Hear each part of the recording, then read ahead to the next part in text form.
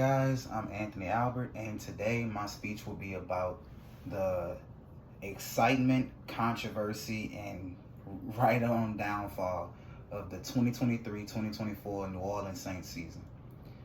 When you think of the Saints, you normally think of, good times, Bourbon Street, second line parades, and pretty much just Drew Brees killing it every Sunday.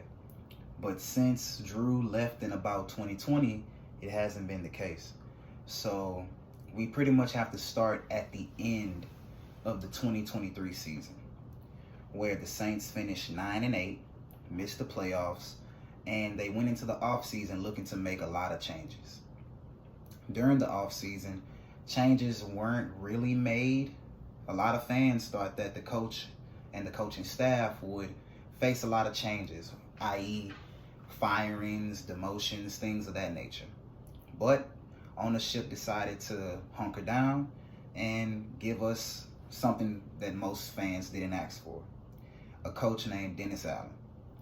And while Dennis Allen has been here, to say the least, as a head coach, he hasn't been successful at all. So that takes us to the acquisition of Derek Carr. Getting Derek Carr was some mixed emotions on the parts of Saints fans. Some fans thought, well, he wasn't much in his previous role on another team, so he wouldn't be much for us. But most fans, like myself, were very eager to see what life would be like for the Saints post-Drew Brees.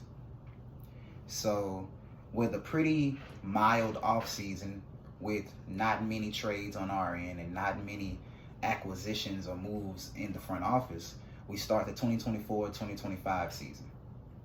And with the 2024 season, that wave of hope that I just mentioned came true for about 2 games.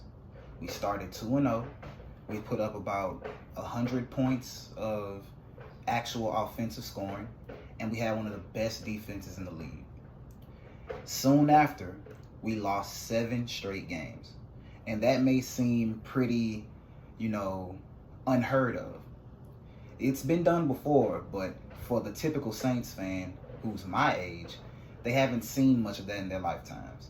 So with that, the losing streak, we get to the firing of Dennis Allen. And the firing of Dennis Allen was, again, seen with mixed emotions.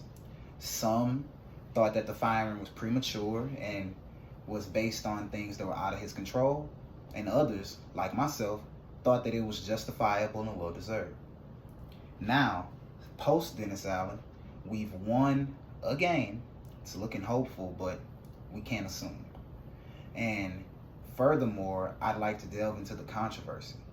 The controversy being that Dennis Allen wasn't a really good coach. And in turn, our general manager for the New Orleans Saints, Mickey Loomis, wasn't really a good general manager.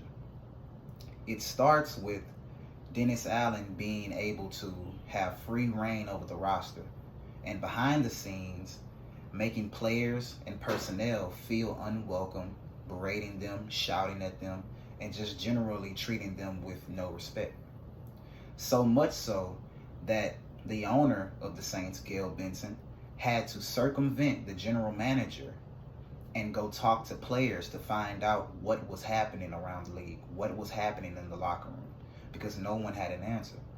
So, in turn doing this, that's how she made her decision to fire Dennis Allen. Now, for the rest of the season, we won't know. We're still in it, so we have to see what goes on. But going forward, we still have a small glimmer of hope. Thank you guys for your time.